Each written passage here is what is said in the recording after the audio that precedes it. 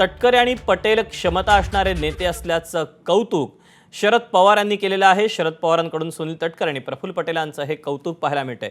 सध्याच्या राष्ट्रवादीच्या नेतृत्वाचं असेसमेंट वेगळं असेल, असेसमेंट वेगळं असल्यानं त्यांच्याबद्दल वेगळा निर्णय घेतला असावा। तटकरे आणि पटेलांचं नाव यादीतून वगळण्याप्रकरणी आता शरद पवारांनी हे वक्तव्य केलंय।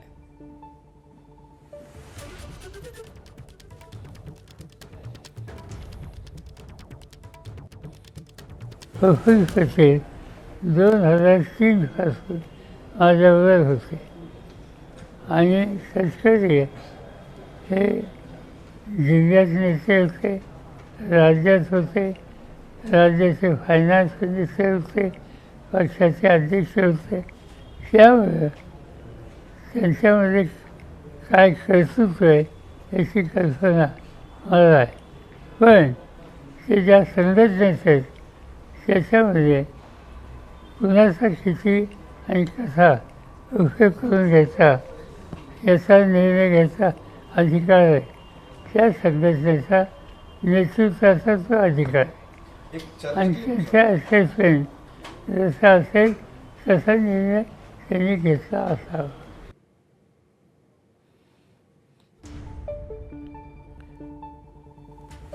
तेव्हा पटेल तटकरे क्षमता असलेले नेते आहेत, त्यांच्या क्षमतेचा कसा वापर करावा हे त्यांच्या आत्ताच्या नेतृत्वाकडचे अधिकार आहेत।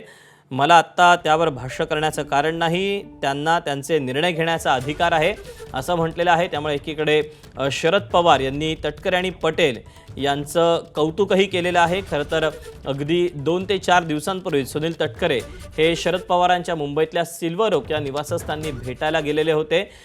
जवळपास 10 ते 15 मिनिटं त्यांची भेट झालेली होती। गेल्या काही काळापासून शरद पवार आजारी होते, या निमित्तानं मी त्यांची भेट घेण्यासाठी गेलो होतो अशी त्यांनी एक्सक्लुझिव्ह प्रतिक्रिया ही एबीपी माझाला देखील दिलेली होती। मात्र केवळ ही भेट विचारपूस करण्यासाठीच होती का की या पाठीमागे आणखी काही कारण होतं हे मात्र येत्या काही दिवसात कळणारच आहे।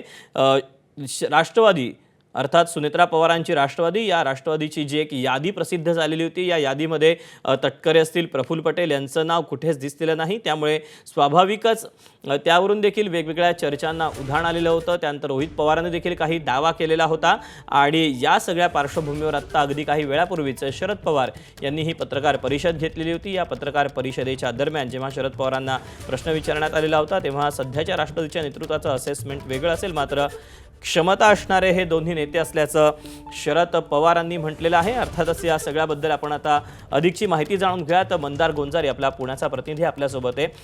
मंदार, खरं तर तटकरे असतील, प्रफुल्ल पटेल असतील, यांची आयुष्याची संपूर्ण कारकीर्द ही शरद पवारांच्या सोबतच गेलेली आहे। मधल्या काळामध्ये त्यांनी वेगळा निर्णय घेतला होता आणि त्यानंतर गेल्या काही दिवसांपूर्वी झालेली भेट, राष्ट्रवादीच्या यादीत नाव नसणं आणि आत्ता शरद पवारांनी केलेलं कौतुक, या सगळ्याकडे कसं बघायचं?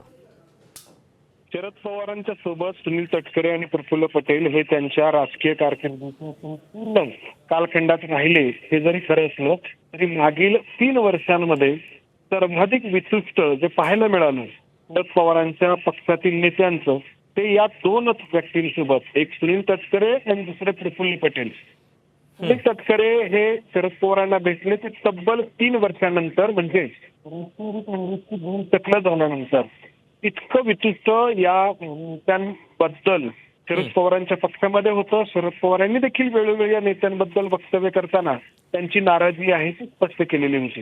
मात्र आता तेच शरद पवार असं म्हणतायत की 25 वर्ष या दोघांना ओळखतो आहे। प्रफुल्ल पटेल 2003 पासून माझ्यासोबत मंत्री म्हणून काम करत होते, व सुनील तटकरेंना मी जिल्ह्याचे नेते असतानापासून ते राज्याचे नेते, राज्याचे अर्थमंत्री म्हणून पाहिलेलं आहे आणि त्यांची क्षमता मला माहीत आहे। याच्यातून हे स्पष्ट होतंय की पुन्हा एकदा रिटर्न घेतलेलं आहे।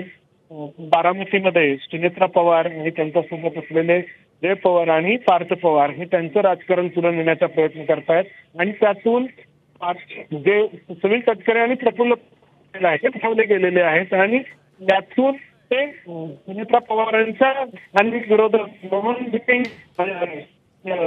रोहित पवार बाजू त्याच शरद पवारांना भेटलेले आहेत आणि शरद पवारांनी विचारताना कौतुक करणं सुनील तटकरे यांच्या क्षमतेचं किंवा प्रफुल्ल पटेल यांच्या क्षमतेचं हे साहजिकच सुनेत्रा पवारांच्या पक्षातील नेत्यांच्या पोटात गोळा आणणारं आहे.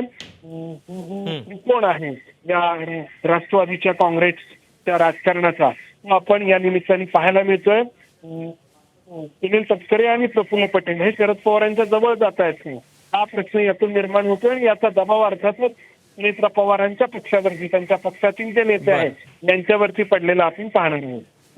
त्यामुळे स्वाभाविकच पुन्हा एकदा शरद पवारांचं वक्तव्य एक मात्र अर्थ अनेक असल्याचं पाहायला मिळतंय. मंदार, तुर्तास धन्यवाद दिलेल्या सगळ्या सविस्तर माहितीबद्दल.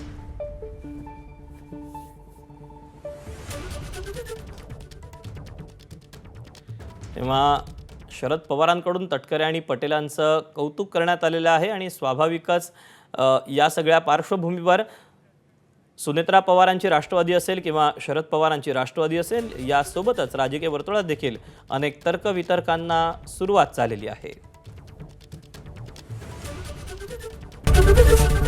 एबीपी माझा, उघडा डोळे बघा नीट.